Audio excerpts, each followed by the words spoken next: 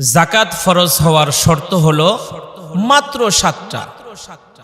1 number, নিসাব পরিমাণ সম্পদের মালিক হওয়া, নিসাব পরিমাণ সম্পদের মালিক হওয়া। 2 নাম্বার, সম্পদের পূর্ণাঙ্গ মালিক হওয়া, যে সম্পদ আছে এটার পূর্ণাঙ্গ মালিক হওয়া। 3 নাম্বার, সম্পদ পূর্ণ 1 বছর মালিকানা দিন থাকা।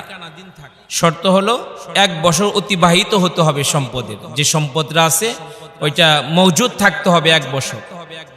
4 নাম্বার, বালেগ হওয়া, শর্ত হলো বালেগ হওয়া, জাকাতের ব্যাপারে বালেগ হওয়া শর্ত। 5 নাম্বার, আকিল তথা জ্ঞানবান হওয়া। 6 নাম্বার, মুসলিম হওয়া। 7 নাম্বার, স্বাধীন হওয়া। এগুলো জাকাত দেওয়ার শর্ত। আল্লাহ তাআলা কালামে হাকিমে জাকাতের কথা বারংবার বলেছেন। বিভিন্ন জায়গায় আল্লাহ তাআলা যেখানেই নামাজের কথা বলেছেন সেখানেই জাকাতের কথা আল্লাহ তাআলা তুলে ধরেছেন।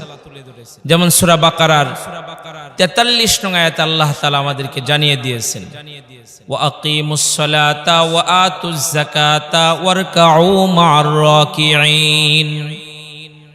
আল্লাহ তাআলা বলেন তোমরা নামাজ কায়েম করো এবং যাকাত আদায় করো এবং রুকুকারীদের সাথে রুকু করো। সূরা বাকারার 110 নং আয়াতের দিকে যদি আমরা তাকাই তাহলে আমরা দেখতে পাবো আল্লাহ এখানেও যাকাতের কথা তুলে ধরেছেন। আল্লাহ বলেন, ওয়া আকিমুস সালাতা ওয়া আতুজ যাকাতা ওয়া মা তুকদ্দিমু লিআনফুসিকুম মিন খায়রিন তাজিদুহু ইনদাল্লাহ ইন্নাল্লাহা বিমা তা'মালুনা বাসীর।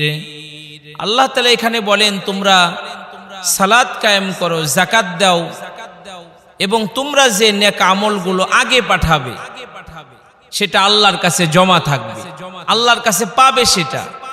আর তোমরা যা কিছু করতেছো সব কিছুর খবর সব কিছু আল্লাহ তাআলা দেখতেছে। এজন্য যাকাত দিলে মাল পবিত্র হয়। আল্লাহ তাআলা যাদেরকে মাল ও দৌলতের মালিক বানিয়েছেন, নিসাব পরিমাণ সম্পদের মালিক বানাইছেন, তারা যেন বসে না থাকে, তারা যেন যাকাত আদায় করে দেয়। যাকাত আদায় করলে মাল পবিত্র হয়, মালের মধ্যে বরকত হয়। আর যারা যাকাত অস্বীকার করে তারা কাফের, আল্লাহ কুরআনুল কারীমে বলেছে। যারা যাকাত দেয় না তারা আখিরাত অস্বীকারী কাফের। এজন্য আমরা হিসাব করে করে যাকাত দিয়ে দিব।